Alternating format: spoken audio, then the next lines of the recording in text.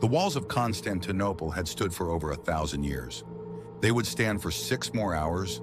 In May of 1453, Constantinople was the city that could not fall. Not metaphorically, literally. For 11 centuries, it had been attacked, sieged, surrounded, and starved. Nothing worked. The Theodosian walls were triple-layered stone barriers, 40 feet high, stretching 4 miles across the landward side of the city. Behind them sat moats. Behind those, more walls. Behind those, a third line of fortifications so massive they seemed permanent. The Byzantines didn't just build walls. They built a system. Every siege followed the same pattern. Attackers arrived. They threw themselves against the defenses. They failed. They left. This had happened so many times that defense became cultural memory. The walls weren't just stone. They were proof of survival. The empire itself was ancient. It had outlasted Rome, outlasted empires that rose and fell while Byzantium remained. The people inside believed this longevity meant something, that staying power was protection, that history itself would defend them. They were wrong. The Byzantine Empire wasn't an empire anymore. It was a city-state pretending. The borders had collapsed inward over centuries. Enemies had taken everything else. What remained was Constantinople itself, an island of marble and gold surrounded by Ottoman territory. The Ottomans had tried to take it before. They failed. But Sultan Mehmed II understood something his predecessors didn't. The walls weren't unbreakable. They were just unbreakable using the methods that had been tried. So he changed the method. He commissioned a Hungarian engineer named Orban to build cannons, not small ones. Massive bronze siege guns that fired stone balls weighing over half a ton. One cannon was so large that it required 60 oxen to move. Its barrel was 27 feet long. When it fired, the sound could be heard 10 miles away. This wasn't an incremental improvement. This was a technological leap. The Byzantines had prepared for every siege they'd faced before. They hadn't prepared for this. 80,000 Ottoman soldiers surrounded the city. Inside, 7,000 defenders. The math was obvious. The outcome wasn't. Because numbers had never mattered before, the walls had always mattered more. Mehmed positioned his cannons and began firing. The walls shook, stone cracked. Dust filled the air. At night, Byzantine workers rushed out to repair the damage. They packed rubble into the gaps and reinforced weak points. They did what had always worked. But the cannons kept firing. Day after day, week after week, the walls began to sag. Constantinople sent messengers all across Europe, to Venice, to the Pope, begging for reinforcements. No one came. Europe had its own problems, its own wars. And besides, Constantinople had always survived before. Why would this time be different? Inside the city, morale fractured. The emperor, Constantine XI, walked the walls at night. He knew the situation. He knew the odds. He stayed anyway. The siege dragged into its second month. The Ottomans tried a naval assault. The Byzantines blocked the harbor with a massive chain.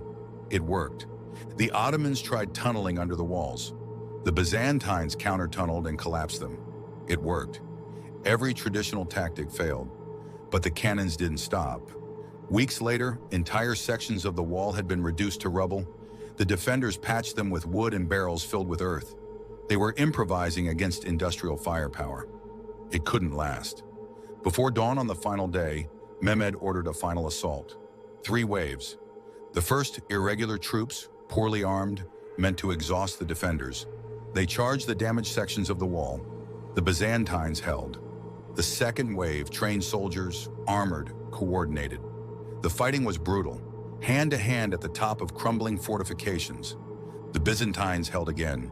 Then the third wave, the elite core of the Ottoman army, the Janissaries, fresh, disciplined, relentless. And one of the smaller gates, the Kirkoporta, had been left unlocked. Accounts differ on whether it was an accident, sabotage, or simple exhaustion. It didn't matter. A group of Ottoman soldiers found it, pushed through. They reached the top of the inner wall and raised their banner. That's all it took. The sight of an Ottoman flag flying over the defenses shattered whatever remained of Byzantine morale. The walls didn't collapse in a dramatic explosion. They didn't crumble all at once. They just stopped being defended. Constantine the 11th removed his imperial regalia, drew his sword, disappeared into the chaos. His body was never identified. By midday, the city had fallen. The looting lasted 3 days. Churches were stripped, libraries burned, thousands were enslaved.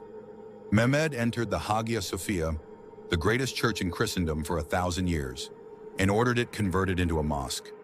The Byzantine Empire, the last living remnant of Rome, ceased to exist. In Europe, the reaction was shock, not because Constantinople mattered strategically. By then it didn't, but because it had always been there. It was a constant, a landmark, a city that didn't fall until it did. Scholars fled west, carrying manuscripts and knowledge. This influx would help fuel the Renaissance, but that was accidental, a side effect of collapse. The real story wasn't what came after. It was how something so permanent ended so completely. The walls of Constantinople didn't fail because they were weak. They failed because the world around them changed. For centuries, those defenses were optimized for a specific kind of warfare. Ladders, rams, soldiers climbing stone. They were perfect until cannons existed. The Byzantines didn't lose because they were lazy or foolish or decadent. They lost because their entire system was built on assumptions that were no longer true.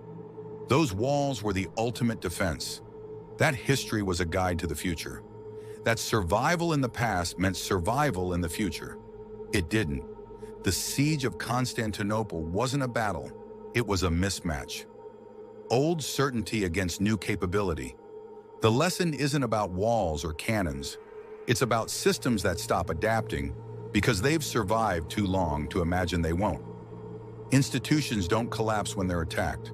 They collapse when the rules change, and no one inside notices until it's too late.